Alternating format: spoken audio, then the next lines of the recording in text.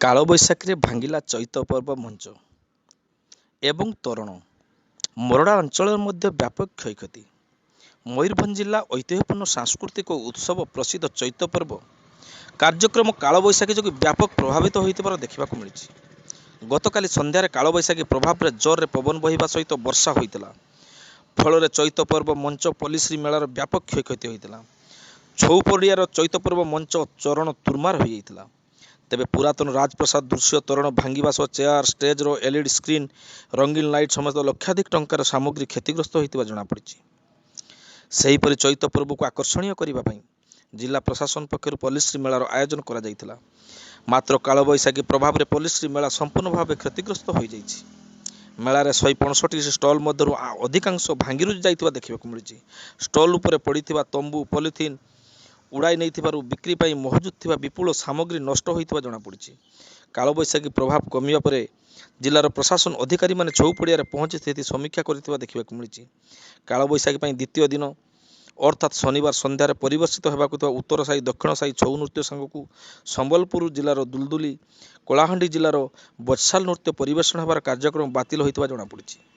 ପ୍ରାକୃତିକ ତାଣ୍ଡବ ଯୋଗୁଁ ଭାଙ୍ଗିରୁଜି ଯାଇଥିବା ଷ୍ଟଲ୍ ଓ ପେଣ୍ଡାଲ ମରାମତି କରାଯାଇ ପୁଣି ରବିବାର ମେଳା ଆରମ୍ଭ କରାଯିବ ବୋଲି ପ୍ରଶାସନ ପକ୍ଷରୁ ସୂଚନା ଦିଆଯାଇଛି।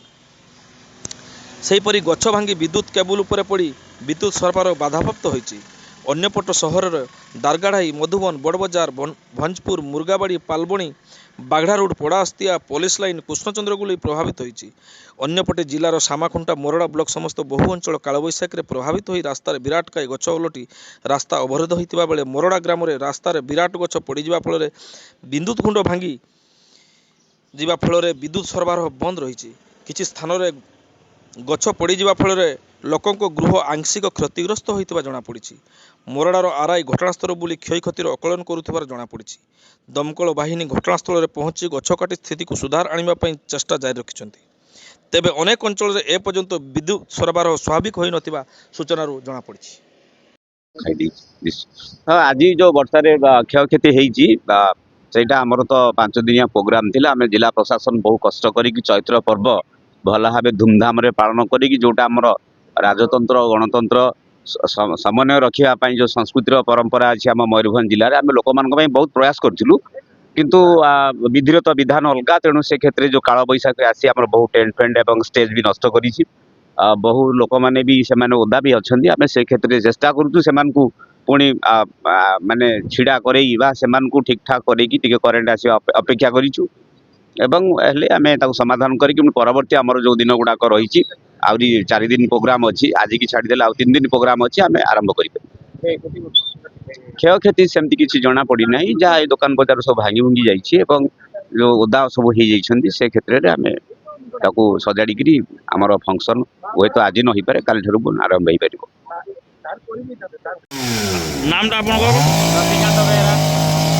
କ'ଣ ଥିଲା ଘଟଣା ଆଜି ଏ ଯେଉଁ କହିବେ? ହଠାତ୍ ତ ବର୍ଷା ପବନଟାକ ମାଡ଼ି ଆସିଲା। ଆଗେ ସେ ଇଏର ବୋର୍ଡ଼ଟା ଗୋଟେ ଭାଙ୍ଗିଦେଲା, ତାପରେ ଗଛଟାକୁ ହଠାତ୍ ମାନେ ଉଠିଲା, କୁଣ୍ଡି ସହ କାଳ ଫେରିଲା, କବାଟ ଫବାଟ ସବୁ ବନ୍ଦ କରି ରଖିଲା। ପୁରା ଜୋରସୋରରେ ପବନଟାକ ମାଡ଼ି ଆସିଲାକୁ ଗଛଟାକୁ ଫେରି ଆଣିଲା।